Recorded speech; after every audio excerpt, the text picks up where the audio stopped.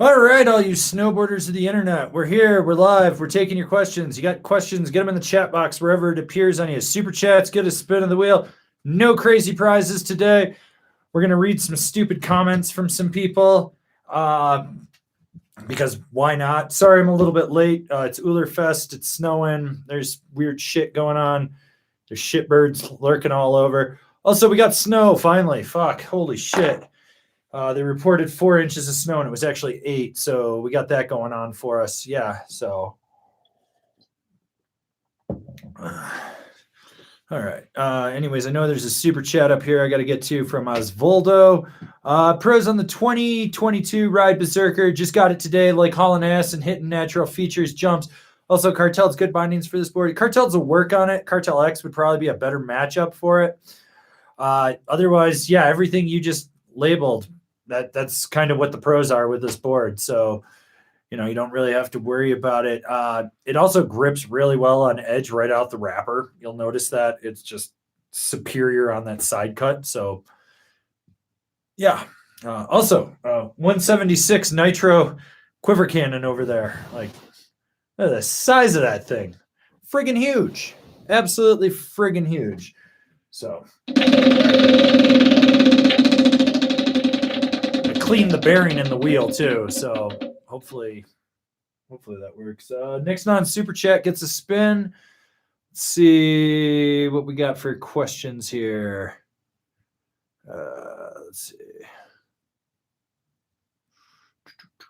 Looking for a question.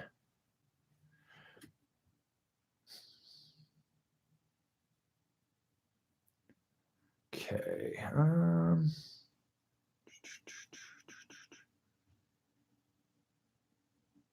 Well, let's see.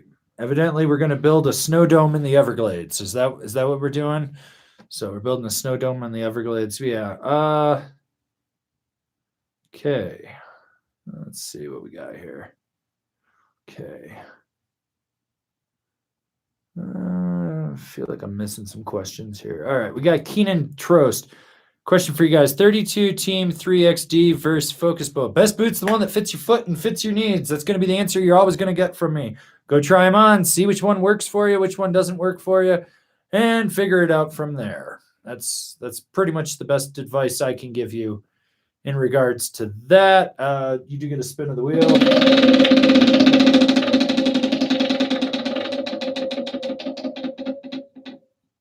Ooh. Next non super chat question gets a spin. Let's find one here.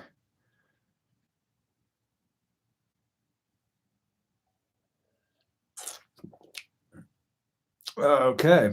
Dead Stalin. Differences in the 21 to 22 ride Warpig. So I haven't ridden the new Warpig yet, but I will be riding it probably next week.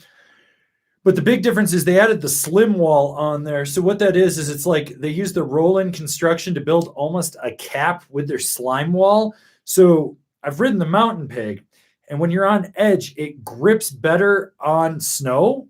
You notice that it just sets an edge a lot quicker, and it holds a lot better versus the old one. It also is theoretically supposed to make that topless top sheet more durable because there's less area where you can hit it and it could delam. So, yeah. So there's that. All right. We got a super chat from the moderator, Billy Ray Valentine. R.I.P. L Stacker's Adventures. Rest in peace. Best shirt on today's top 5. Should I sell my Cool Bean? I really want a Castaways Pokeball. I'm tired. Keep your Cool Bean. We'll get you a Pokeball when you get here. Drink your muscle cheese. That means put it in the blender with muscle milk and mix it up. Drink your muscle cheese. And support the Shred Foundation if you haven't already. So, let's see. We got a PSA from Car Wreck. Just wanted to say I've been watching lots of your reviews, and the way you talk about carving actually helped me to understand some aspects of carving. Moral of the story, listen to Avran if you want. I mean, you could listen to stupid people or you could listen to me. That's kind of where we're at with things. But yeah, if you haven't seen today's top 5, I'm wearing a really classic Angry Snowboarder shirt in that one. Some people are going to be offended. Okay. Let's see. We got Tucker Harden. Hi, Avran. I'm between intermediate and advanced and can ride for around 15 hours per week, plus minus. What's better for skill progression? 2 to 3 hours daily or 2 to 3 full days per week? 2 to 3 hours daily, because you don't max yourself out, get tired, start doing sloppy maneuvering out there so that you're just fighting that fatigue and everything. It's better to ride 4 hours a day for 7 days straight than it is to go open to close for 3 days straight on a 7-day trip where you're just like going to be dead after that. So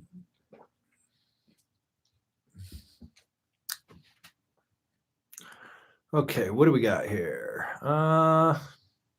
Looking for another question. Oh, S2000 guy. Wired Sports Mondo method versus traditional branding scale method. Has me at half size to full size difference. Any thoughts? Yeah, the Wired Sports method is fucking bullshit. Don't take bad advice from those fucking morons. By their standards, I should be fitting into a size. I think they said it was like a size 11. I'm in a size 10. My left foot is a 9 3/4. My right foot is a 10 3/4. I wear a size 10. It works. Those guys are just fucking awful. They make price point shit. They sell board, boot, and binding combos for like $350. You think they know how a boot fucking fits? They don't. They're fucking morons. Like, stop listening to them. Use the Brannick. Go to the Boot Fitting 101, which I'm redoing the videos right now. So hopefully this spring, you guys will get all new Boot Fitting 101 videos updated, really showing how everything is. We're going to get your guys fit super dialed in, and you're going to be good to go. Like, I want to make sure everyone gets dialed in. Okay. We got Downward Flame, the GNU anti-gravity versus the Lib Tech RCC3. The RCC3 is stiffer, asymmetrical side cut on it, so you can really lay it over on there, and it has more spring in it than the anti-gravity. That's really the difference. If you're like a solid intermediate rider, and that you're progressing, you want a board to cruise on, anti-gravity. If you're more like freestyle, you like carving more, you ride in half pipe, bigger jumps, RCC3. And there you go. All right. We got a super chat from JRaz. RIP to the a-hole that tried to tell me I have the wrong boots because they are men's. Best boot's the one that fits your foot and fits your needs. I mean, if Jimmy Fuckhouse can wear a size 4 child's boot, there's nothing wrong with that. Actually, like, it's funny. My friend Eric is a classic example of this. So Eric's this big dude. He's probably like 220-ish at the time. He was, at least. I think he's lost weight. But he's a big dude. He's just built really big. But him and his wife have the exact same size foot. And I think it was like a size 5.5 or a 6. So when it came to boot shopping, he'd always buy the smallest size he could find, which was like a 7 in a men's. And his foot would be slopping around. So I was like, why don't we put you in the stiffest women's boot we can find? And I was like, the calf, the cutout on the back will be lower in there. So we put him in that. And his riding improved immensely. But conversely, I used to ride with this chick that she was like 5'11", like 160 pounds, gorgeous, but she had a size 10.5 men's foot. So we put her in a men's boot finally, because like she would buy the biggest women's boot and be bitching and moaning. And we finally sized her, and I put footbeds, did a little bit of custom work for it, heel wedge, stuff like that, so that her calf muscle was cradled in there perfectly. And again, her riding improved immensely. So the best boot is the one that fits your foot and fits your needs. So let's give J-Raz here a spin.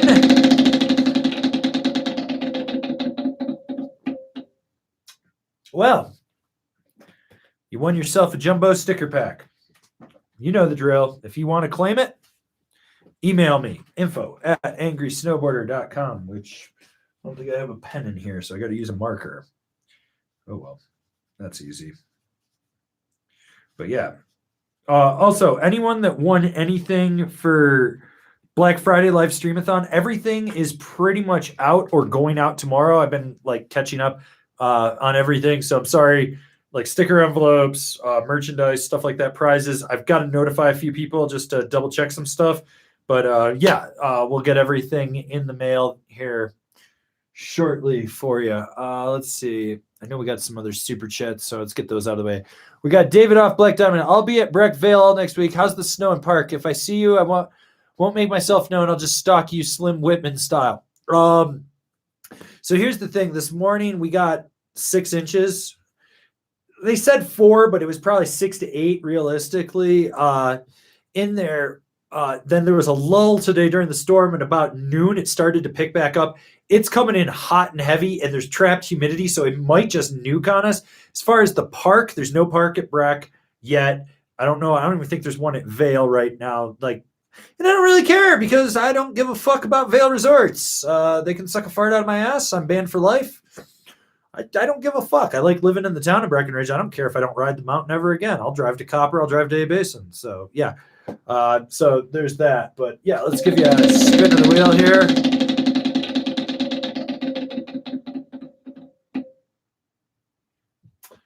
Ouch. Nothing. So close. All right. We got one more super chat from Brandon Tauscher. At work on break. How about a spin? How about a yeah? All right, buddy. Let's do that. And be sure to drink your Zima. Drink your Zima. Okay. All right. We got Yabu asking, hey, happy to join this live stream. How would you compare the ride characteristics between directional camber and camber? Praise the Uller. Okay. So directional camber. So traditional camber is the arc that comes down.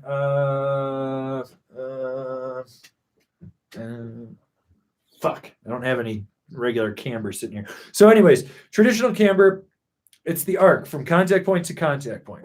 It's even. It's symmetrical for the most part. The nose might be longer, but from contact point to contact point, that's it. So you're going to load it. That's the weight and everything. Directional camber is actually set back more to the back foot. So the apex is under that back insert. So you're really steering from that back foot. You're really driving into it. That's where all the load and spring of that board is actually going to come from, is right there. So you've got to be aware of that it kind of just offsets everything. And some of the boards, they go the camber comes down and it goes flat, and some of them it comes down and it turns into rocker. So when you load it, it actually elevates the rocker or even the flat section a little bit. So it gives you a little bit more ease of entry in and out of turn. If you really need to know the camber breakdown, I actually did some really old explained videos on camber profiles. So they're in the explained playlist on this channel. And those videos are probably 3-4 years old. So go check that out. Also, I hope everyone's enjoying those explained videos on Mondays, because you're going to be getting them for the foreseeable future, because I've got 50 of them done. So, yeah. Okay. Okay, Slushy Shredder. Buddy looking to replace the Jones Flagship with something. Jones Mountain Twin or Lib Tech Dynamo, any suggestions? He likes to ride fast and hard. You don't want to go down to the Mountain Twin from the Flagship. That would be a downgrade in there. So if those are the two that he's really looking at, the Dynamo is the better option of the two. Otherwise, I'd say go with another Flagship. If you want some other options, I would look at a Nitro Super Team, maybe a Pantera. Let's see what else is out there. Maybe Capital Black Snowbird of Death as well. Those are all solid options. So that's what I kind of look at. But yeah, out of those two, the Dynamo is the better one. Okay. Let's see.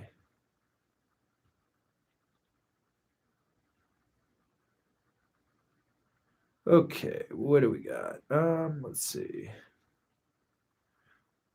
Okay, Manuel Lunner. How tight should boots fit when I first try them on? Getting the Vans infused, I'm not sure if they feel too small. Been riding for 3 seasons with 32 boots that were also small and never broke in as I hoped. No, 32 boots are just crap and they break down after 32 runs. So ideally, this is how you want your boot to fit. Standing straight up in the boot with it laced up. This is your big toe, right? When you're standing up straight in the boot, you want it to be able to just touch the end of the boot. When you flex your ankle forward and your knee over the toe box, you want it to pull a hair off the end and be able to wiggle it. From the side to side, you want it to be cradling it like this, not like this, just touching the sides. You don't want to be able to be in there and slopping your foot. When you are flat foot laced in the boot and you're binding and you bend your knee and over the toe of your boot, your heel should stay locked in. If it starts to lift up, not if you're pushing from the ball of your foot, but just when you're flexing your knee over the toe of it, if it starts to lift up, then it's a little sloppy in there. Otherwise, that's pretty much it. Around the shin, you can have a little bit of space as well. That's not a bad thing. But if you have too much space, you're going to get what's called shin bang. And that's basically, this is the tongue of the boot. This is your shin bone is just going slapping into it. You don't want that, okay? You really, really don't want that. So that's pretty much how a boot should actually fit for you. All right. Let's see.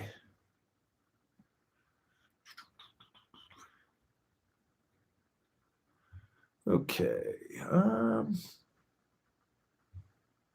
right. Son Cow, I want a buttery volume shifted board that can carve well and hold an edge for the East Coast conditions. Thinking about K2 party platter. Any other suggestions? Okay, so you want it buttery. Party platter is going to be more snappy and responsive. I would look at the Lib Tech short wide. That one, it's going to have actual better edge hold just due to the magna traction on that. Or even the Marhar Lumberjack. Like you want, so it's got that dual arc edge right underfoot. That's going to give you more grip as well. So I would definitely check that out. But yeah, the short wide, the Lumberjack, the party platter to an extent. You could kind of get away with a Warpig, but you got to keep your edges sharp in there. So, all right. All right. Let's see what else we got here.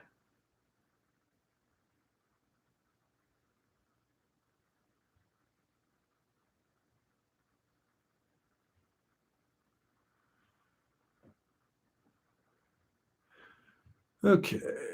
Let's see. Looking for questions. All right.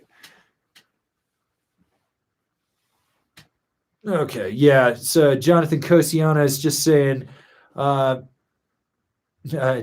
think Vail buying Seven Springs and 2 other PA resorts is good for snowboarding. There's a lot of pissed off locals, but the season pass is cheaper with Vail. They already got rid of the streets.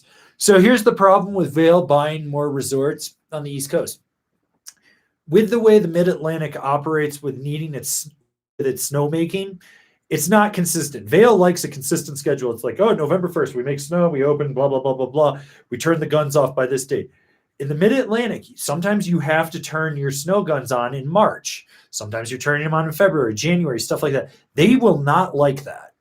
And they might make less snow and just be like, well, that's what you get for terrain. Deal with it. They're also going to get rid of parks. They're going to cut down on your parks. That's it. Yeah, your pass is cheaper, but in the long run, you're going to lose a bunch of stuff with it. Like, unless you're one of those people that travel, it's like, be prepared to start being like, oh, my local vibe is gone. They're also going to clean house on a lot of upper to middle management people, and then they're going to reroute all their lower management people that you're used to seeing. Like, they're going to get rid of them and be like, oh, it's a seasonal person that we paid like $25 an hour. Fuck that. We'll go find someone that we can pay like $15 an hour. That's just how it's going to be. Like, Vail does not, in the grand scheme of things, make things better culturally. Like, they kind of kill everything. So, all right.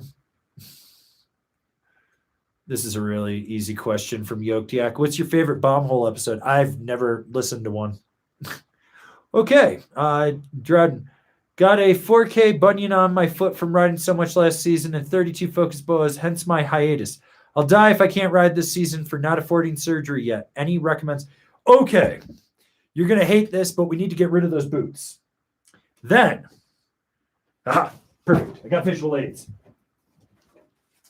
Then, we need to get you a boot that's heat moldable liner. So I want you to look at like a Ride, K2, something with like a true Intuition liner. So if it says Intuition on it, you're going to do it. Now the bunion, this is going to suck, depending where the bunion is. But what you got to do is you've got to figure out on the liner, you have to figure out where it actually lines up on there. And what you're going to do is you take a marker, right? And you're going to make a circle around that, all right? So this is going to be a hot spot thing. You're going to heat mold that liner. That's going to push that bunion out just a little bit, wherever it is, whether it's on the back, the side, the toes. And the reason you got a bunion was your boots didn't fit right, so they were rubbing and it actually was caustic to you. But then, so once you heat mold and it pushes that out, then you're going to actually cut the liner. So this actually has a slit in it. So you need to grab, got to find more visual aids. You need a razor blade. And remember, no going with traffic. Go against. That's how you get attention.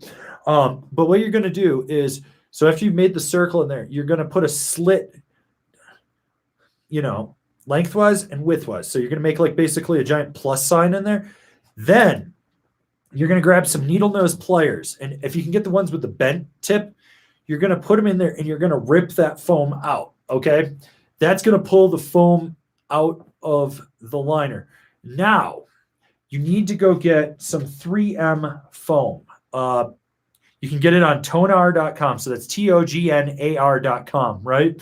And what you're going to do is you're basically on the outside of where the bunion is, you're going to cut a thin little shim so that it runs about the width of the liner there. And you're going to put it on each side. That's going to actually keep the shell off of that area for you. And so when you do that, you're going to put it back in the boot, try it on. You might feel a little discomfort and pressure in there, okay? Now, before we jump into anything else, aftermarket footbed. You need to get an aftermarket insole. Stock insole is crap. So you get that aftermarket insole. You need to get a hold of a belt sander.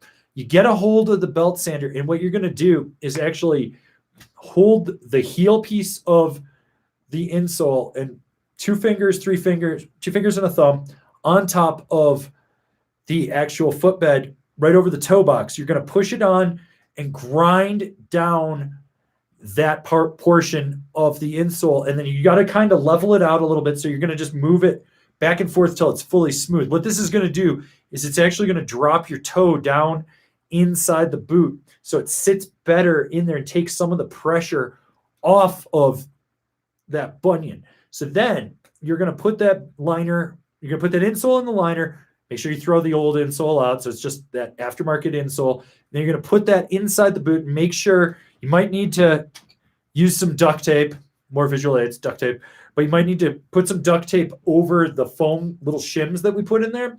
So you're going to put that in there. What that's going to do is hopefully alleviate the pressure of the side of the boot. Okay. So when it does that, you're going to try it on. If you're still feeling the pressure of the side of the boot, pull that liner out, reach in there and see. Use some of those have rubber toe caps and stuff. Get a Dremel with the grinding ball bit on the end of it. Pull off the laces if you can, if it's BOA. Just open the whole thing up. Get it in there, and you're going to grind out the shell. Just do a couple quick passes and just a circular motion right where you are getting that hot spot from the bunion. And you can also, when you're in the liner in with the insole inside the shell of the boot, mark it on the shell of the boot so you know, so you can visually look at it and go, okay, when you're pushing it, you can see it there, and you're going to grind that. And so when you start to grind that out, you want to just do a little at a time, put the liner back in, try the boot on and see. And you're just going to grind a little bit and a little bit and a little bit out. And that should kind of push that portion of it out. Then you need to look at your bindings and adjust your toe strap accordingly so that there's no pressure on there, because that will start to hurt it. Depending, I'm assuming that your bunion is up there and you don't have a weird heel bunion on there. So what you want to do is then do it that way. And you want to make sure. The other thing you can do is, so like you got your internal lacings in there. That lower one can put a lot of pressure when you tighten it right there because it's pulling in and restricting it. So you want to untie it and move it up one so it just tightens from the top of the ankle through the instep up for the harness, and that'll relieve some of your pressure in there. It's a very tedious, time-intensive thing, and you're probably going to want to save this video and actually go back and re-watch what I just said a few times to figure that out. But I'm hoping that that really does help you. Like, yeah, it's crazy. So, anyways, welcome back. It's good to see you. I know you haven't been around for a while. I'm sorry you had bunions.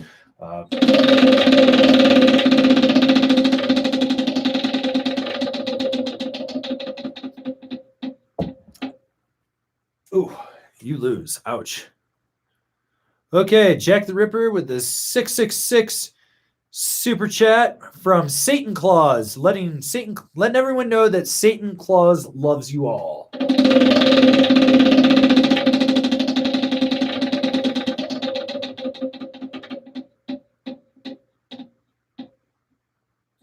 Ouch, lose a turn. Okay.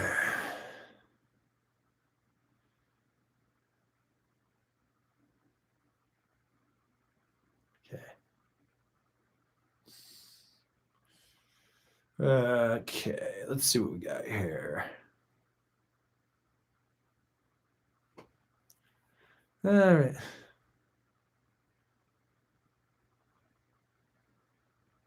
Okay.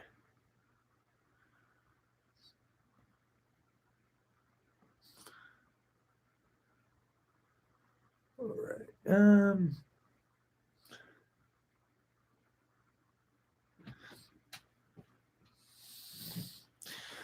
Okay.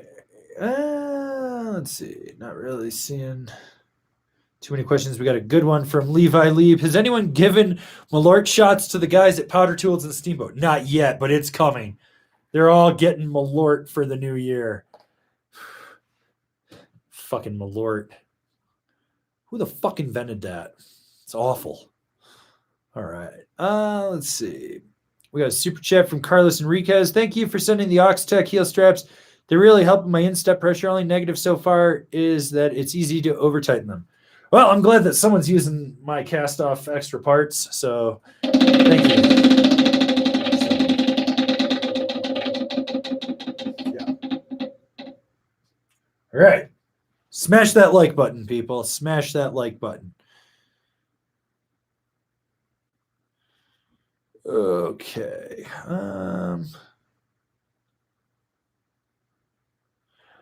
Ray Gwynn, what do you think about dinosaurs will die making wide options, 56 wide, moving to a centered base for the wizard stick?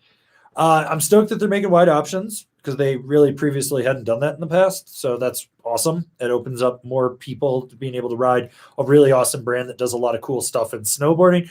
As far as the centered base, I don't give a fuck. Centered, extruded, sintruded, double extruded, platinum, fairy dust infused pixie fart base. I don't give a fuck. Put a structure on that shit. This is what companies need to be doing. Stone grinding their bases. I don't care if it's your lowest end board. Someone's shelling out $400. Put a fucking stone grind on that shit. It's not that hard. Like that's how it should be. So yeah. Okay. Let's see.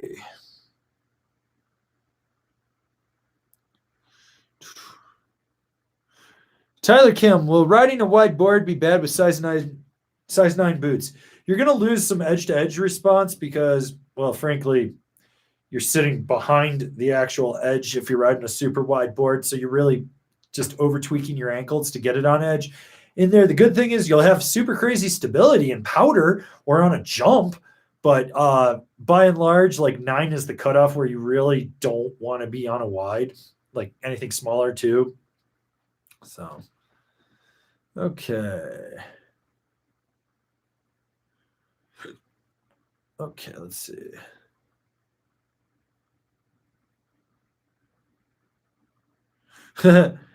Manuel Lawner, thanks for the detailed reply. I see you hate on a lot of review channels. I admit most of them suck, but which ones do you really think suck, or any good ones out there except you? Well, no, see, I don't think they suck. That implies that I put thought to it.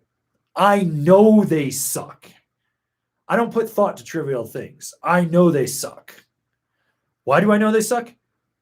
None of them worked in fucking shops. The only one that did was TJ from Board Archive, but he's too afraid to say anything negative, and he's easy to be bought off because he's getting a free product. It's not hard, dude. Just fucking say, hey, this thing sucks. This thing rocks. I mean, everyone's making really good product here, but the good ride's fucking atrocious. I mean, the guy sits there and stumbles over reading the back of the snowboard right where the little cheat sheet is. It's like, come on, dude. It's not that fucking hard. Go sell it. Go sell a snowboard to someone's face. That's fucking hard. When you're trying to convince someone that's on vacation to drop $1,000 on board boot and binding and jacket, that's hard. You're looking them in the face. That's the difference between me and most people. Is I spent a lot of time working in the sales floor with shops. I've looked so many people dead in the eyes and been like, you will enjoy this. This will change your life. I can tell you how many times people have come back and bitched and moaned because they didn't give me the information, even though I asked hundreds of questions. It's like, that's fine, whatever. But, most of these people, they want free product. They want clout. At the end of the day, I just want to make more people snowboarders.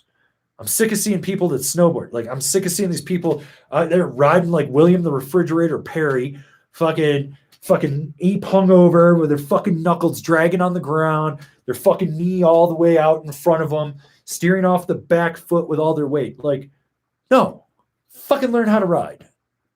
Like, that's what I want. And like all these people that are out there that are like, I need to buy 10 fucking snowboards for the 5 days of the year I ride. No, you need one good fucking snowboard and you just need to go fucking ride. Like, fuck, it's not that fucking hard. Like, it's cool that you own multiple boards, don't get me wrong. But at the end of the day, it's like, find one board that you absolutely love and ride it into the fucking ground for one season for everything. After that, then you can buy multiple boards. Like, the other thing that blows my mind is all these fucking beginners. Like, I got one the other day. Guys, like, I've rented 5 times and I'm going to buy my first snowboard. How do you think the Jones Aviator 2.0 would do for me? I can falling leaf up my butthole and I'm really good at sniffing farts in the lodge. Like, what the fuck? Why would you watch that review and then suddenly think it'd be great for a beginner? Like, you have no concept. Like, this is the shit that blows my mind. And then, like, I see some of these people that are like, I listened to so-and-so and I bought this board, and I'm just like, fuck. They sold you the wrong product because all they cared about was their fucking affiliate commission. That's it. Like, that's one of my issues with Kevin from Snowboard Pro Camp. He's just going to be pushing Nideckers on everyone, and I'm going to see all these people with sensor pluses or whatever, and I'm like, look, dude, you're taking advice from a guy that fucking knuckled on a 2-foot jump. He couldn't even ollie 2 feet.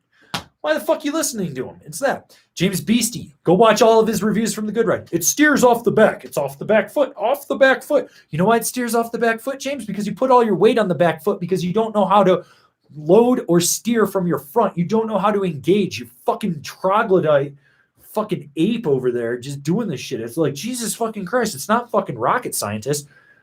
Or rocket science, you're not a rocket scientist. You just go out, you fucking ride the board, and you're like, hey, it flexes here, here, here. This is why it's doing this. This is this. It's not that fucking hard. Believe me, if I had my way, I'd quit doing snowboards and I'd go do Top Gear.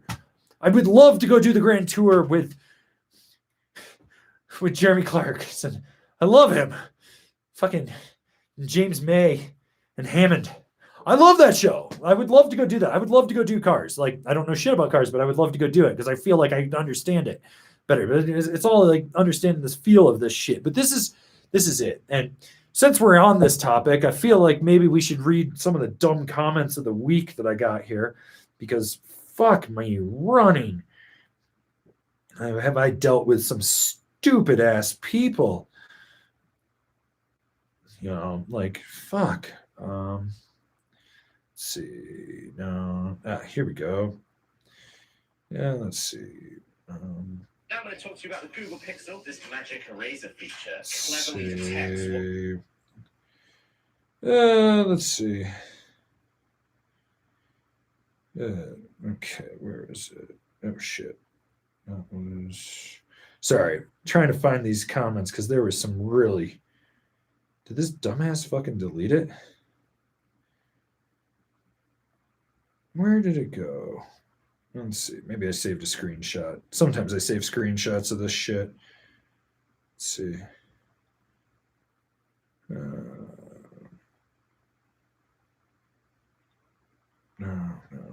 That was where I was fighting Joey Brzezinski, I'm pretty sure. Anyways, this guy went off on a tangent about the clue binding, which is that strap-in, step-out binding with the stirrup that goes under your heel. They designed it, I think, like 3-4 years ago. Kevin and I talked about it in an old podcast segment. So for anyone that doesn't know, back in the day, Burton actually made one similar to it called the Fusion binding. It was a strap-in, step-out binding, but it kind of looked like a bear trap on your foot when you stepped out. Anyways, I got to see these things in person last month and picked them up. 1, they're heavy. 2, there's a lot of plastic in there and you've got moving parts. It's solving a problem. Their argument was, well, now you don't need to be stuck with specific boots for step-ons. You can use any boot, and we're going to save you money. Fucking thing retails for $500. Who the fuck you saving money?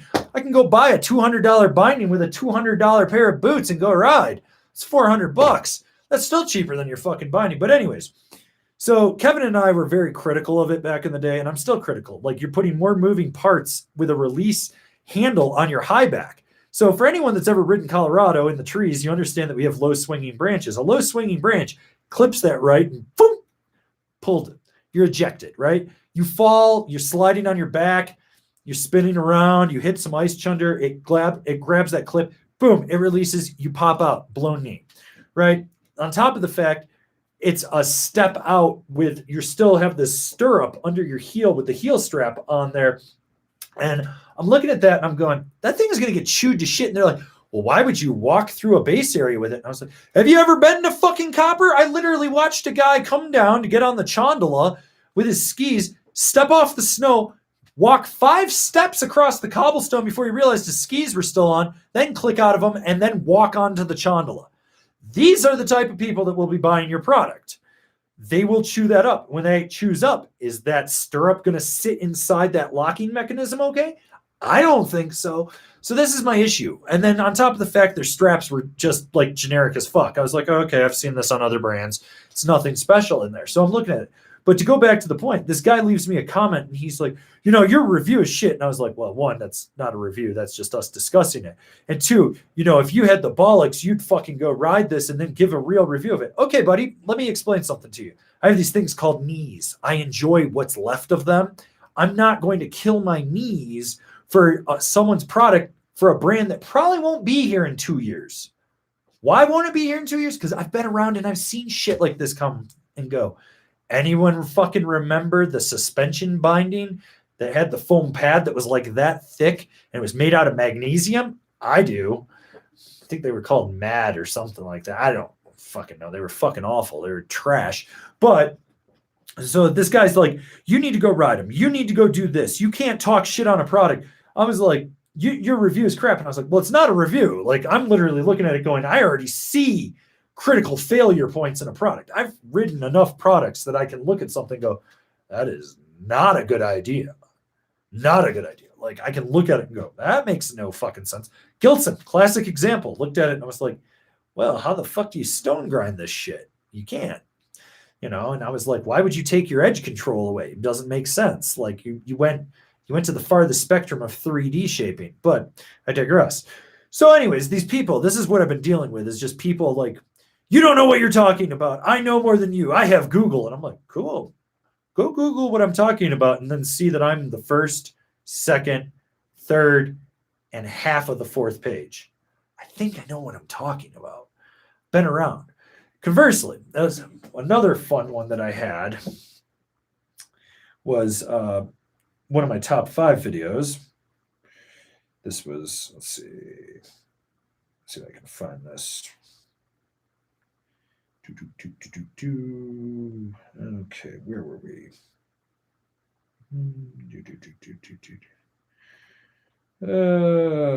Fuck me. So much shit. No, let's see. Where is it? Anyways, I had to delete this guy because he sucked ass, but yeah.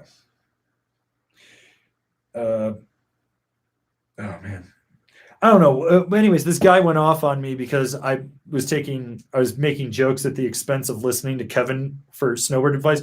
Mind you, this is a guy that went riding for, what do you say? Started snowboarding this February, and he'd gone 15 times. And he'd asked me advice on what to look for his gear to make sure it hadn't broken in the off season. I was like, dude, you've ridden 15 times. Your shit's fine. But he was like, you shouldn't be talking bad about other YouTubers because everyone needs to be friends and everything. And my response was, well, just because we both ride a snowboard doesn't mean we'll be friends. But he was going off on this tangent. So I started picking on him because I just don't give a fuck. Like, I get it. You got a participation trophy. Your mom still wipes your ass at 35. Cool. Whatever, dude. I don't give a fuck. I'm going to call out shit. Like, you talk shitty stuff, I'm going to call shit out. So Anyways, he got so butthurt. I'm pretty sure he went in the snowboarding group of Facebook, or maybe it was the Reddit. I don't know. Someplace where the fucking troglodytes ask stupid questions to other troglodytes. And fucking was like, do you see this? He's being mean to me. So all these guys were like, you're really condescending. And I was like, yeah, I am. You want to know why? Because I'm giving you good advice and you're not fucking listening to me. It's kind of annoying when I see this day in and day out. It's like, you suck dicks with your butthole, and I don't know if like that dick is tickling your brain on the inside or what, but you fucking got shit for brains in there. And it's like, you're making me fucking, you're giving me a brain tumor. But it was like, the name is Angry Snowboarder. It should be implied that I'm probably going to be a little salty with everyone. Or, sarcastic. Or salty sarcastic. Either way. I don't really care. It's like, this is the thing. But I was like, are you fucking kidding me? It was like a week of just constant, perpetual, stupid shit. It was like the guy that told me I don't do anything for snowboarding. And I was like, pretty sure I raised $7,000 for the Shred Foundation. But okay, I didn't do anything for snowboarding. Oh, fuck. All right. I guess my philanthropy gets lost on it. But this is what I've been dealing with the last week. This is part of the reason why there was no live stream after Black Friday. Because I was just sick of dealing with people. I just wanted to go ride. Plus, my dad got diagnosed with stage 4 lung cancer. So I was like, I'm just going to go deal with some shit. And deal with it. But yeah, this is why I don't like other reviewers. Like, I look at it and I'm just like, they said what? That makes no fucking sense. Like, I don't have a problem with someone doing another review. Like, I've seen people do reviews and I was like, oh, okay. That's okay. That's what their experience was. Makes sense to me. But when I sit there and I'm like, wait, what? This makes no sense. Like, when the tech on behind it makes no sense. And they're like, this board only steers, like, James Beastie saying that the K2 Cool Bean could only be ridden in 12 inches or more of snow. Otherwise, it's completely unrideable. And I was like, do you not know how to turn a snowboard? Like, that's one of my favorite boards to just go cruise a blue groomer on. Like, and ride park. I rode a lot of park on my Cool Bean. But, yeah. So, okay. All right. Anyways, sorry about that, everyone. Let's try to take some more questions here. Went off on a giant long ass rant on that. So let's see, we got like 100 plus people here. So if you're just tuning in, you got questions, get them in the chat. I'm going to try to answer them. Super chats, get a spin of the wheel. Been here for about 45 minutes. We're going to hang out for a little bit more. Just so everyone knows, like, what is it? It's going to be, let me see. Yeah. So next week's live stream will be the last live stream of the year. Pretty much from the 18th till probably the 6th of January, I'll be on vacation. Use that term loosely. Like, I just won't be doing a lot of stuff answering questions for people. I mean, like, you can still hire me off the personal shopper on the web store. There'll still be videos going up. I might not be commenting and stuff. I'm basically going to just take some me time like I always do at the end of the year, decompress and whatnot. But yeah, next week's live stream will be the last live stream of the week. Also, there is new merchandise up on angrysnowboarderstore.com, so you should okay.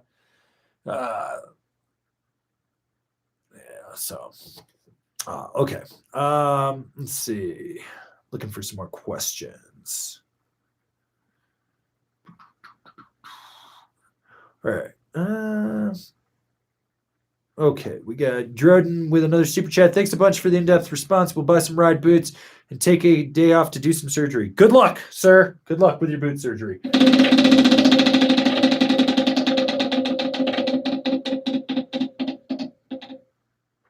Smash that like button, people. Smash that like button.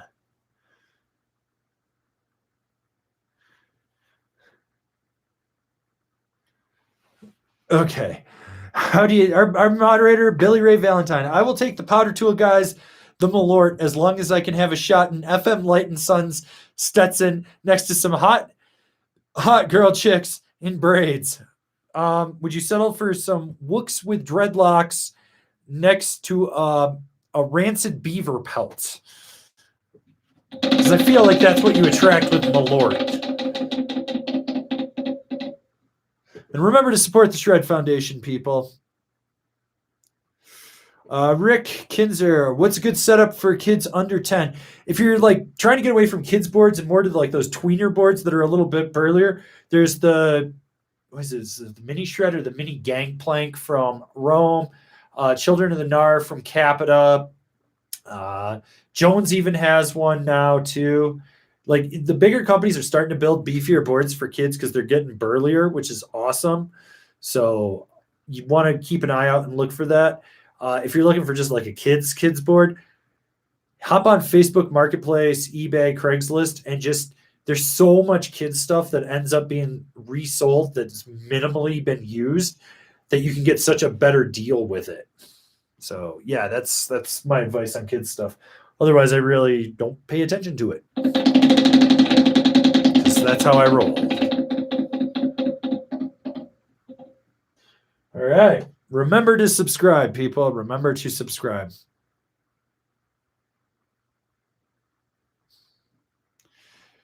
V West, do you prefer non-stone ground base for powder? Feels faster to me. No, everything should have a stone grind on it. Everything. Okay. Ooh, yeah. Yellow backpack guy. Super excited for the 50-degree temps and rain this weekend in Vermont. Time to move, dude. Mid-Atlantic, New England screwed. Actually, you guys have been getting more snow than us, but still. Wear your trash bag over your jacket. Have fun, I guess.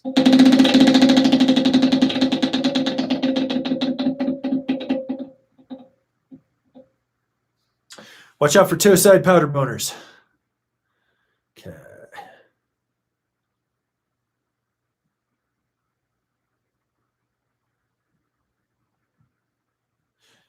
Andy Lee, I played board roulette and landed on a Jones Stratus. Should I be excited for it? It's a fun shape. It's essentially a mountain twin with a directional shape on it and slam back inserts in there. It grips well on edge. It's playful where you need it to be, but it's precise underfoot where you want it to be. Okay.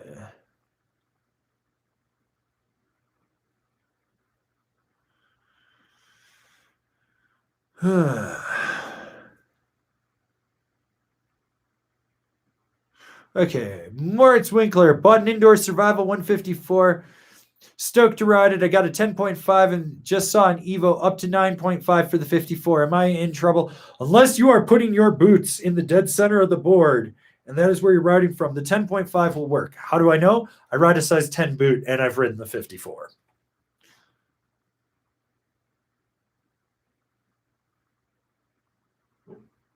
Let's see.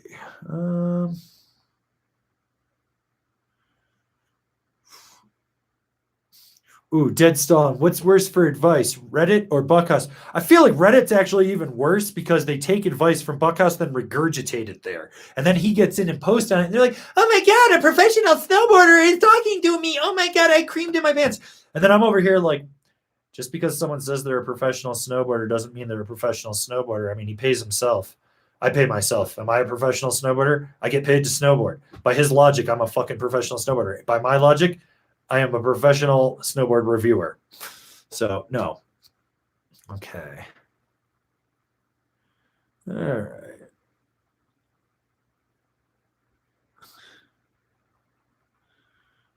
Okay.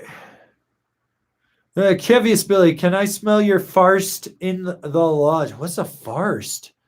A farce? Are you looking to smell farces? You probably sniff horse shit, don't you? Fucking troglodyte. What do we got?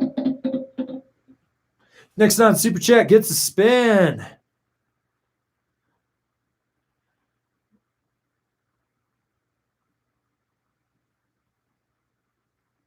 Let's see.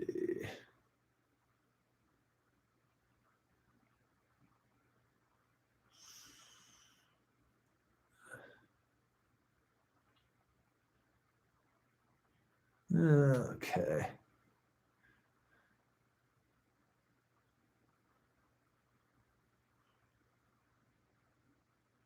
Where'd we go? I feel like I just lost someone here. I had a question. 17 Jacob 17. Any dope video recommendations of some off-piece stuff? The new Pirates movie is out on Red Bull TV. I would go give that a look. Torstein's Flight series is up on the Shredbots channel. Let's see what else is out there. Was it Oil Country? No, it's not Oil Country. Dustin Craven put his movie up on YouTube. There's a bunch of stuff. When in doubt, always click the mystery links in any of the live streams. They'll always take you to stuff. If not, you should probably be like following me on Instagram because like I always reshare reels and stuff too. So yeah. Okay. Zaid Rouse. Hey, Angry, any thoughts on the Never Summer Swift as a powder board? Just your general take on it? Yeah, I wouldn't fucking ride it. Turd. Camber profile's fucking whack. Construction's fucking whack. The shape is kind of whack on it too. There's better powder boards out there. Like way better powder boards. Speaking of powder boards, I rode the Nitro Slash today. Been wanting to ride that. Rode the 56. God, that thing is fucking wide. It's fun though. I mean, got it into like anywhere from a half a foot to a foot of snow, depending where I was. Fucking bucked me because I tried to pillow line like some cross cuts, ditches and shit because we were ducking ropes. Fucking got booked. Let's see. Okay, Eric Chen, PSA, use your rock board. Went to 100 last week, took 2 shots on a rock board. Also, bring your ice skates to 100 Mountain. Hope your dad will recover. Oh, dad will recover or die. It doesn't matter. At this point, like, he's had cancer before. So, yeah, but good PSA. Rock boards in the early season.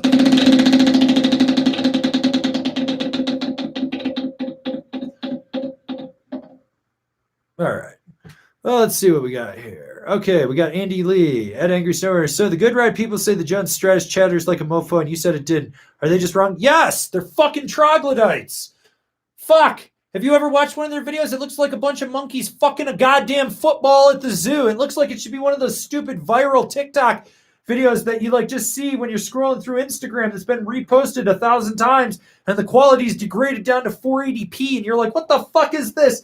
And you're staring at it and you're like, oh, it's a monkey fucking a football. That's what it is whenever they talk. When anyone said something of theirs to me and they're like, what do you think? And I was like, I don't fucking think because I know they're fucking idiots. They don't know what they're fucking talking about. The fact that they will go to the on-snow demo after SIA and take out 20, 30 boards, whatever, over 4 days, 3 days, 2 days, whatever it is, and then do reviews. They will film them in the parking lot. I've watched them literally get off the chairlift, straight line it down the middle, go back up, straight line it down the middle on a fucking flat-ass blue groomer, and they'll be like, it steers off the back. We got it into this chunder and stuff. The fact that James Beastie one time lied to my face at a Powder Mountain demo was fucking hilarious. I was working a tent for Steve Norwood for Signal. Rest in peace, Steve. Great dude. And we're fucking sitting there, and he comes up and he wanted to take the Epic out. And I looked at him and I was like, you sure you want to take this out? It hasn't snowed in like 3 weeks.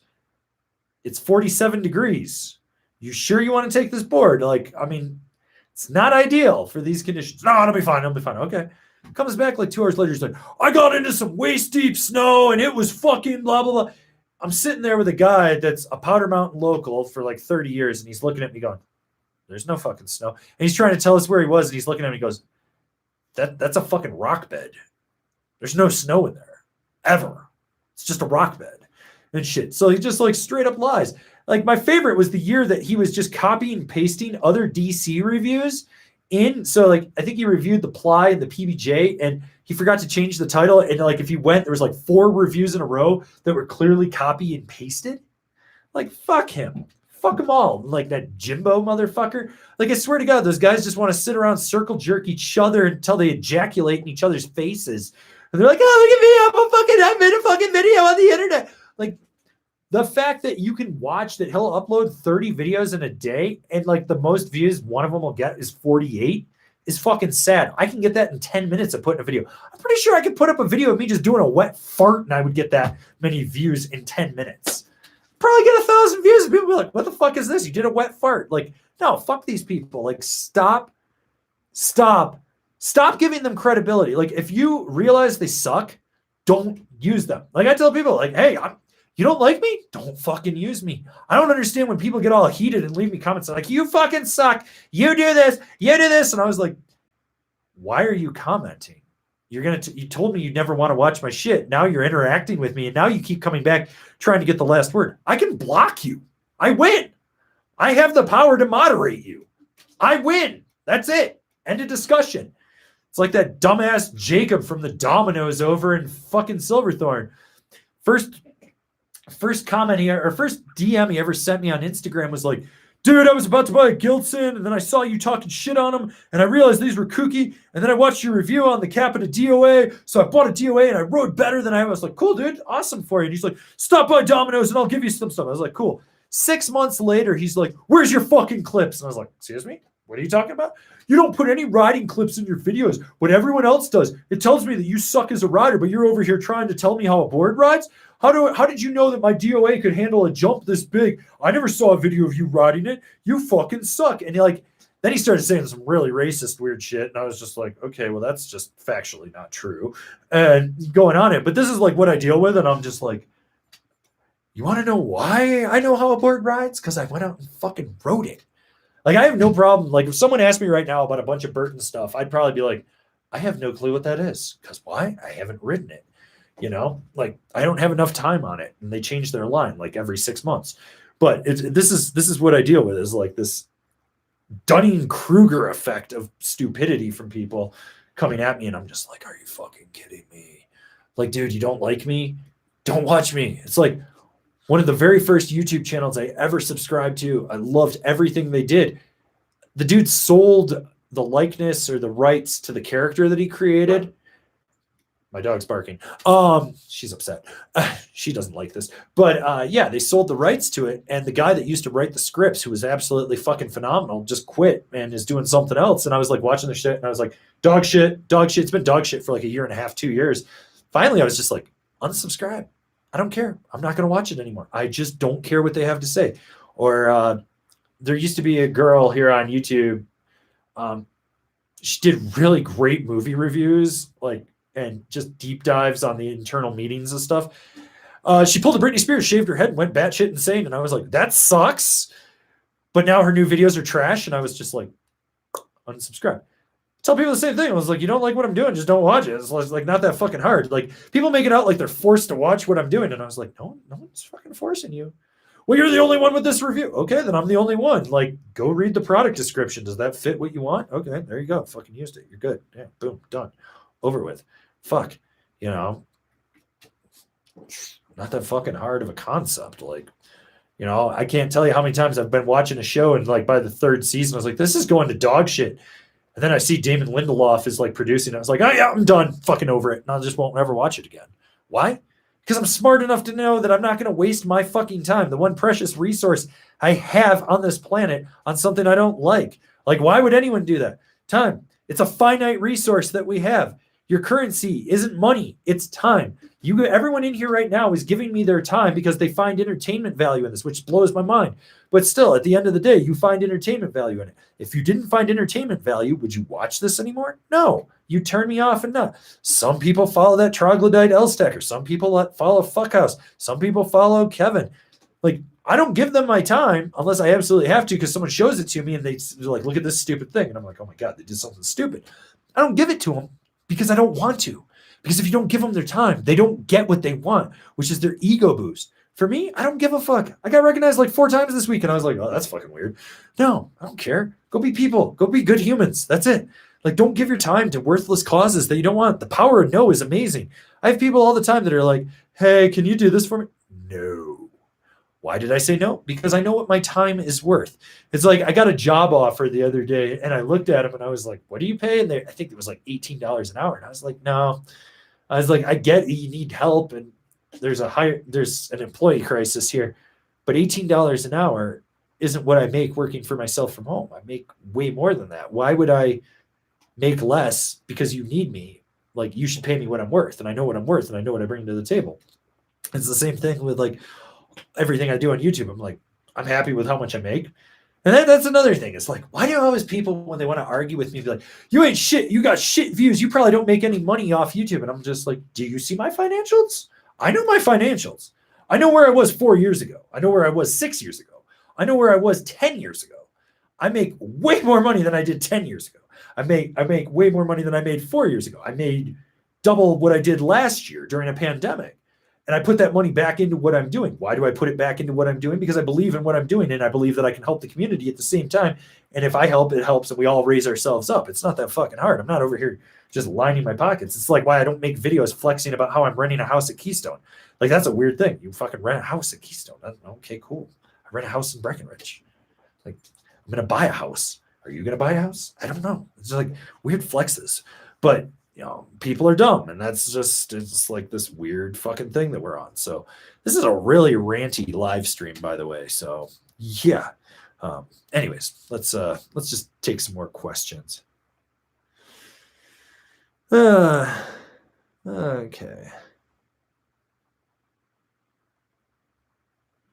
Okay, where were we? All right, we got Carlos Enriquez with a super chat. Finally getting my kid on a snowboard this year. He's 1,560 pounds. What would you recommend? You know what? Go grab him a K2 ray gun. Not a ray gun pop. Just get him a ray gun. Throw some K2 indies on there. Get him a good boot that fits. Just let him have fun, man. Just let him have fun. Keep it mellow. Just let him do his thing down there in Aspen. Encourage him the right way. Just like give him words of advice. Get him a lesson so that it's not dad yelling at him and dad telling him what to do too. That's always key. Like I always found when my dad would tell me stuff, because my dad would always try to tell me stuff about things he didn't know anything about, which is really fucking weird.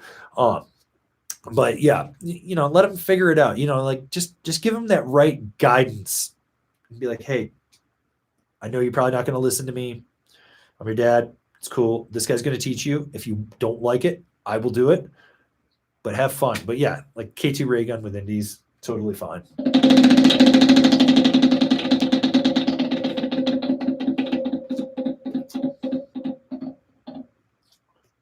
Eat your muscle cheese, people. Eat your muscle cheese. Okay. This is a good one from Tyler Kim. Rum Katana or Vice for the Lib Tech terrain record Jones Mountain Twin.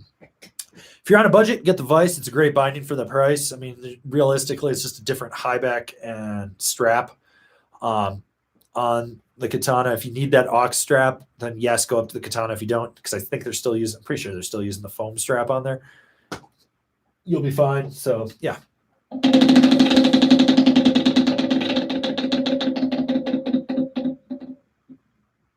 Spray skiers. Always spray skiers.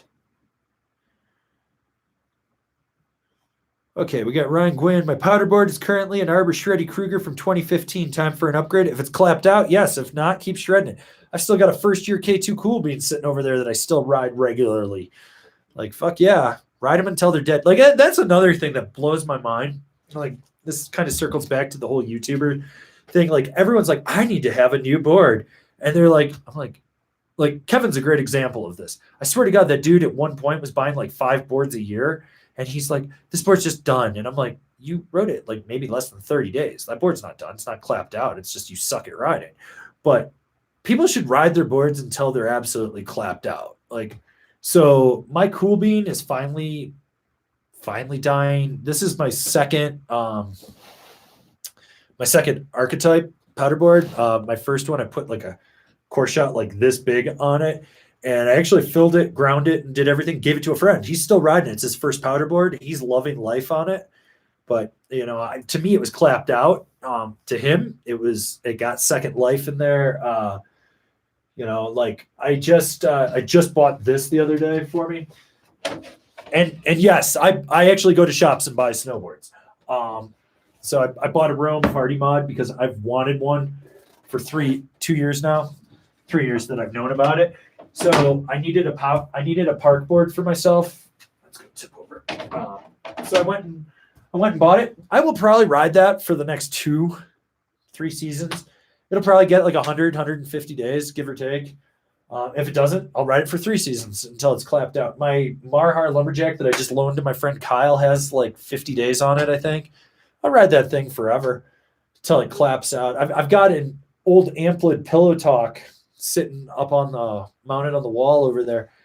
That board, I think I rode it for 4 or 5 seasons until I finally I cracked an edge, cracked a sidewall, and put a giant core shot to the point, like right where it was, I was like, this is never going to seal.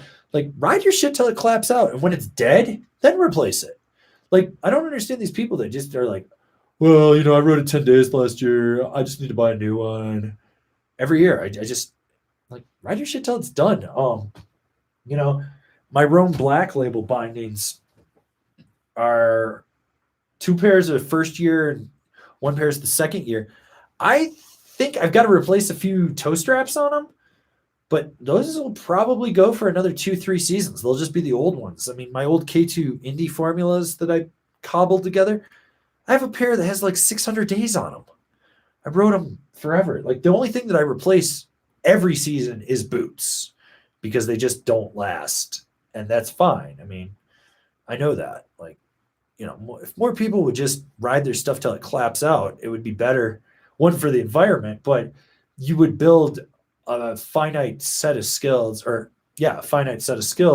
because you're so used to this one that would transfer to your next board. You'd be like, okay, this is what I didn't like at the end. You go into it and you'd be like, this is what I liked when I got the board. This is what I really liked when it broke in. This is what I didn't like at the end of it, and you learn how to adapt, and it would make you stronger riders versus, when people are like, oh, I got to change my board. Oh, I got to change my board. It's like, when you're just starting out, buy one board and just ride that thing into the ground. Like, that's what I used to, when I was a kid, when I was like 16, 17, I'd buy a board at the start of the season. And that was my one board. That was it. Like, you bought it, you prayed, you liked it. I'd ride that thing into the ground, like core shots, filling it, doing everything I could. And then come the summer, I'd sell it and I'd save up. And then in the fall, I'd buy a new board and I'd repeat. And that was my one board. You pray you bought the right size. You pray you bought the right flex pattern. You did what you had to do. Like, granted, sometimes I got lucky. Like, when my brother used to work for a factory, I used to be able to get type A boards for like $150 because my brother's dyslexic and he'd put the graphic in backwards when he'd press it. So that was funny. But yeah, like, so many people just want to replace for the sake of replacing. I was like, ride it until it's dead. That's the big thing. And if you do want to replace it and it's still in great shape, find a charity you can donate it to, or find a way to sell it and take that money and then upgrade it. But so someone that's actually going to ride it and give it a second life, these are all really important things. I think that so many people kind of forget about that. So yeah. All right. Peter Wynn, I bought a Captain Mercury, rode it for 5 days and didn't feel comfortable on it. How much should I try to sell it for? Whatever you want to sell it for. I mean, it's been ridden. You're going to have to sell it for less at some point. It's only worth as much as someone's willing to pay for it. I mean, at 5 days, if it's inline product, it's a good size that someone wants, I don't know, I'd knock it down to $50 to $100 if it's still in great shape. Okay, let's see. All right. Cryon, any advice for paint on the outside edge of the front foot? Tried a bunch of different boots and insoles, seen fitters and podiatrists, and nothing helps. So that could be a metatarsal. It could be a metatarsal arch support problem. It could be something internal. It could be, there's so many things that could be, that, like, the best advice I can give you is get an MRI, get an x-ray, see if there's anything in there fractured, broken, anything weird going on first. Once you can rule that out, then it's finding a competent boot fitter that you're going to go back to numerous times, and just, they need to understand, be like, hey, we're going to try this, we're going to do this, we're going to do this. And they should have a logical progression of where to start and where they're trying to go to fix it. Like, when I was doing boot fitting in a shop and you came in with that, I'd be like, okay, we're going to try this and you're going to go ride. And then maybe you'd come back. Okay, now we're going to try this and you're going to go ride. And then you're going to come back. And, I think my record of visiting with one person was like 29 times over the course of a week and a half. And by the last time I had tweaked it enough that they were very happy with where things were. They came back like a month later, not to have any boot work done, just to tell me that things were still good, and to drop off like a dozen donuts to the shop. It was crazy. So, you've got to find someone that you feel comfortable with and kind of just dial it in from there.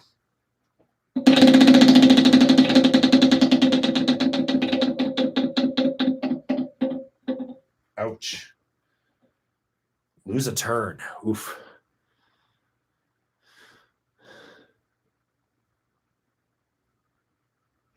Let's see.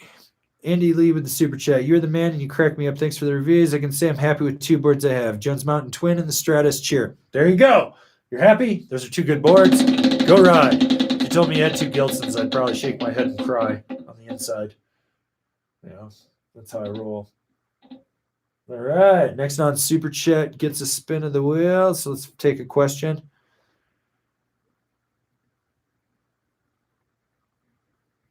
Okay, let's see.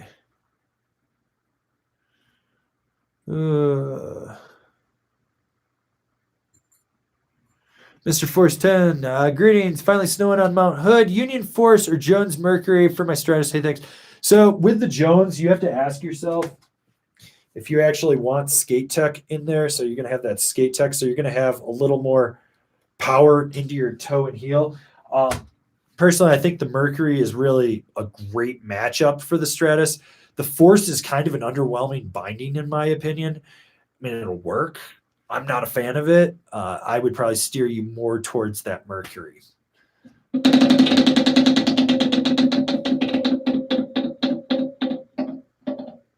Eat your muscle cheese, people. Eat your muscle cheese.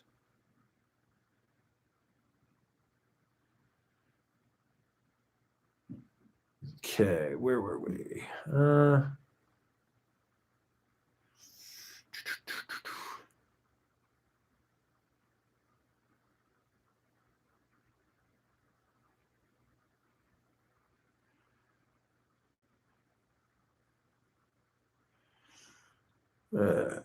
Okay, we got Xavier manually. What are the chances that we will get a review of the Arbor Annex? Trust your reviews over anyone else's.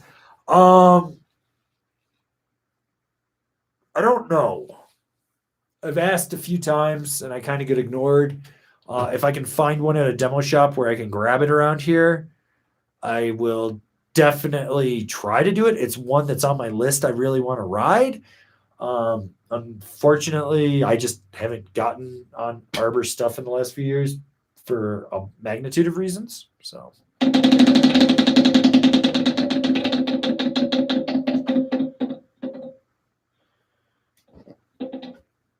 Oof. Roll back to lose a turn.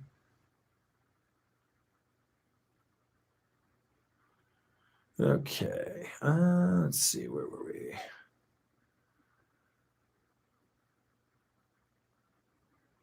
Okay. We got a PSA from Abetown Newfield. Love the S Standard review. One of the top of my list. Yeah. I think a lot of people were waiting for that review. There will be more reviews. Actually, I just rode. Ouch, you lose.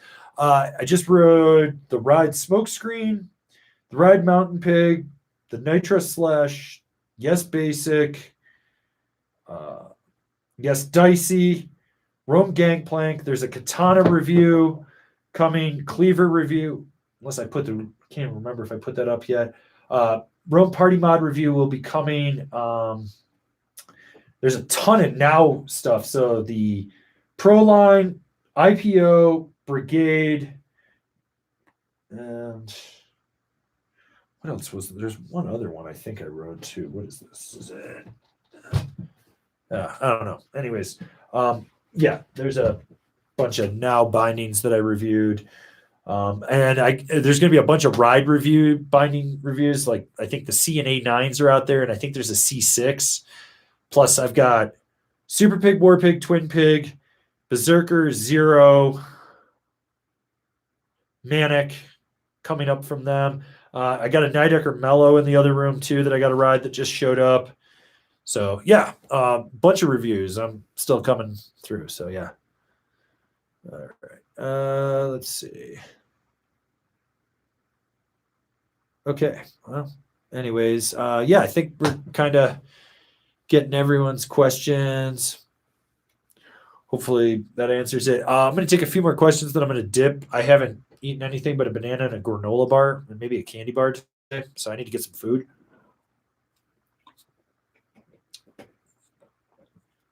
So, yeah. Okay, we got Kurt asking, Katana, Bent Metal Core Pro or K2 Lean AT for the K2 instrument? Big fan of K2 on K2, so I'd go with the Lean AT. Next up would be the Katana. The Core Pro is a little too much binding for that. You'd be better off with a transfer. So, yeah. August asks, hey, Avran, I'm trying to get an all-mountain board that can handle it all to go with my Nitro Cannon. I'm 6'6", 160, and I have a size 10.5 boot. Any recommendations? Oh, yeah, I got plenty of recommendations. You want an all-mountain board that can handle it all? So you'd be looking at,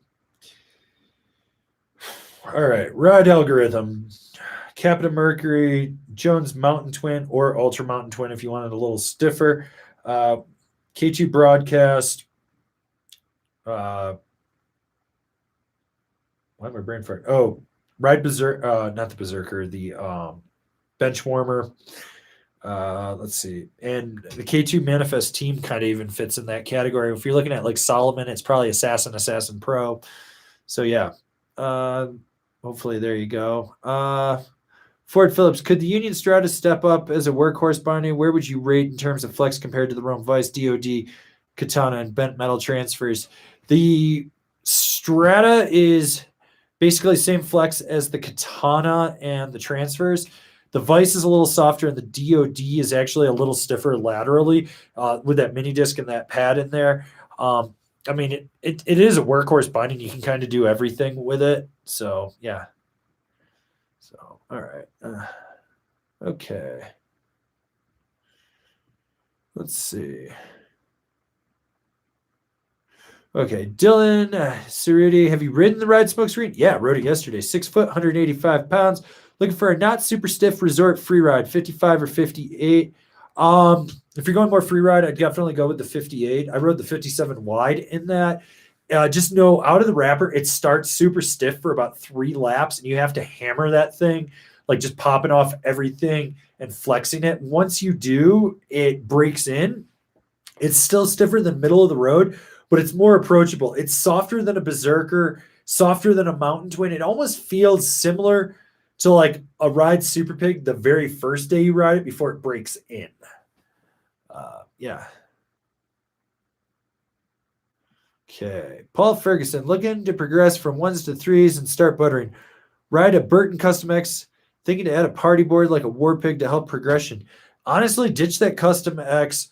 Go get yourself just a twin park board that's Camber. So like your Rome Agent, the Burton Blossom, the Yes Jackpot, the Capita Indoor Survival, anything like that will help you so much more. The party board, yeah, it will to an extent, but you're going to come up with some limitations while you're trying to build those fundamentals. So the boards that I listed would actually be better for you. And we spin.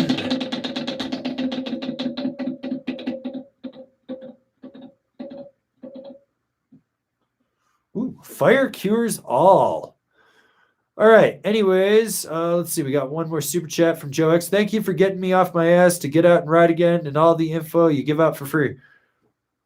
I'm just trying to make people better snowboarders. Not people that snowboard, but better snowboarders. I don't know if my advice is the best advice, but it's what's worked for me. I feel like, I'm going to be 39 on the 21st. It's a fucking long time. But I've been riding since I was 15. So, you do the math on that. It's almost 25 years. It's a long time. I'd be like up for retirement. Get my watch, use my pension. So, yeah, I think that my advice works. I'm trying to work on some other stuff, trying to do things. Also, question that I keep getting that I should probably answer. Why I don't actually put any riding clips. So I want everyone to understand that you should live in the moment when you snowboard. Which, hang on a minute, I got to spin this for Joe. But yeah, so to go back to that. All right, where were we? Oof. lose a turn. So the way it is you should live in the moment. I live in the moment when I snowboard. It's one of the few times that I can like just give my time to what I'm doing right then and there. So I'm not riding around with a fucking stick in my hand, which obviously that's fucking weird. I mean, if I wanted to ride with a pole, I'd ski, not snowboard. Ugh. So there's that. The other thing is, it's like,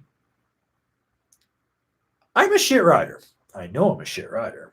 I know what works for me, but I understand that style is a very personal thing. I don't want to have to put this out and have people judging me on my style all the time and to be like, dude, one, I've been told twice I'd never walk again. So the fact that I'm still doing that. Two, I'm missing a bunch of organs. Three, I have no cartilage in either of my knees. So, you know, when the way I look at it, this is why I don't film, because I want to live in the moment. I don't want to be sitting there with my phone, like, oh, is this thing on? Oh, it's so cold, the battery's draining. Oh, I've got to go get it. I just want to go fucking do what I'm doing. Like today, I ollied a rope after I ducked it. Ducked the rope, big old pow turn, ollied back over. It was great. I lived in the moment. I didn't know I was going to do that. It's great. I think everyone should live in the moment when they snowboard. I see all these people out there that can barely fucking turn, and they're like, look at me, I'm fucking filming. I'm going to do a vlog. My mom is going to be so proud of me. I'm going to put this 5 hours of raw footage that's uncompressed up on YouTube. It's going to take 7 days to get up. And it's just like, seriously, dude, just go live in the moment, man. So many people are just like clout chasing, or they got FOMO or whatever. And it's like, just live in the fucking moment, please. I like living in the moment. Everything I talk about, I've actually written. I can tell you that because, like, I don't know how that party mod's going to ride. I have an idea of how it's going to ride, but I haven't written it yet. And when I do, you'll get the review of it. But this is like the thing. Like, so many people don't want to live in the moment. And then they live vicariously through people that are filming their vapid-ass lifestyles. It's like the other day, I was watching two influencers in the wild trying to get a shot of their stupid-ass golden retriever, which, by the way, I fucking hate golden retrievers. Fucking hate them. I've been bitten more times by a golden retriever than any other dog on the planet, and they keep constantly attacking my puppy. It's like, dude, I just want my puppy to grow up to be normal. Like, I don't want her to have any bad experiences till she's like 2, because it could fucking psychologically traumatize her, and she's already a bitey breed, because I have a Belgian Malinois who's sweet and affectionate and love her. But yeah, so these two fucking shitty ass fucking influencers in the wild, they're like trying to stage a photo in a really shit area. And they're like, look, we're getting him. And it's like, and I'm like, okay, cool. And I'm like walking Baroness, and we're crossing the street. And she's on my right side. And we're like 20 feet away from these people. And she's like, oh, there's a dog. Cool. And she just keeps on walking because I've trained her to ignore dogs. Fucking dog, like, pulls its owner 180 degrees, takes the full retractable. He's baring his teeth trying to do it. And I'm just like, all because you weren't living in the fucking moment. If you lived in the moment with your dog, you'd understand that your dog did not want to take that fucking photo. It didn't want to be there. It was stressed out. It saw my dog and acted out and wanted to bite it. I fucking hate golden retrievers. You're lucky I didn't punt him out in the fucking street because he tried to bite my beautiful little Belgian Malinois. Which, by the way, I have a petite Belgian Malinois we've discovered. I didn't even know it was a thing. I have a petite. She's like 40 pounds. Like, she's not getting any bigger. I keep trying to feed her like muscle cheese and bully growth formula, but still. Anyways, it's like, fuck. Like, live in the moment. If there's one thing you can get from snowboarding, it's you truly get to live in the moment. You are riding a piece of plastic and wood at a high rate of speed on frozen water, down a run with people that have no clue what they're doing, people that know what they're doing, wildlife, on buried obstacles. Live in that exact moment. Don't be sitting there with your fucking little GoPro where you're just like, okay, I got it. Whack! And you fucking hit a tree. You know, it's like, no. Live in the moment. Please. Please live in the moment. If you take one thing from me, live in the fucking moment. Give your time to where it needs to be.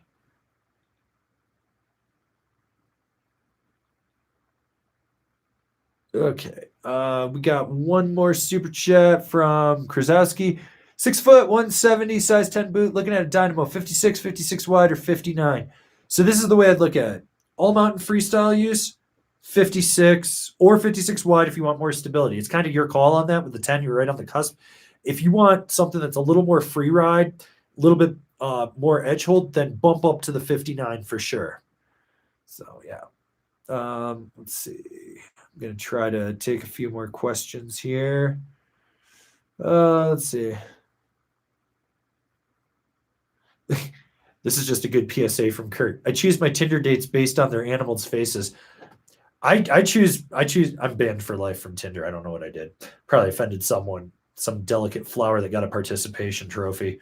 But yeah, I choose my online dates. One based on the snowboards that are in their photos. Like, you got a Never Summer, Burton LTR, I look at that shit. And two, what kind of dog they do and how that dog looks when it's looking at them. But yes, PSAs.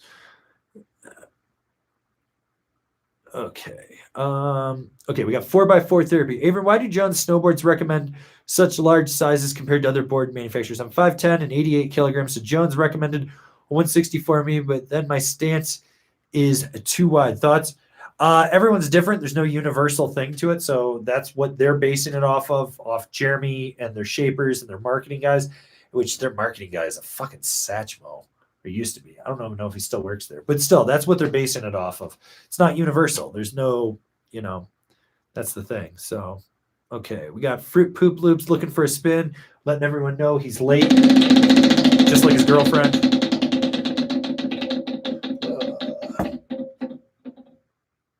And ouch, lose a turn. Okay. Anyways, I'm going to get out of here. I got some stuff I got to do. I got to edit some videos and do other things and be an adult. So thanks for tuning in. I'll be back next week. Last live stream of the year. So we're going to do that.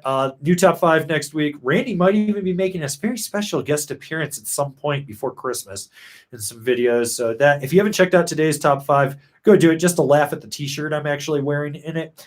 If you're new here, remember to subscribe, click the bell, get those notifications. That way you're not going to miss any of the videos we got coming out for all you snowboarders of the internet. If you like what I'm doing, you really want to support further, swing on over to Angry Snowboarder VIP. I have links to everything down in the description. I can tell you more here about Angry Snowboarder VIP, but there's a video over there that explains it.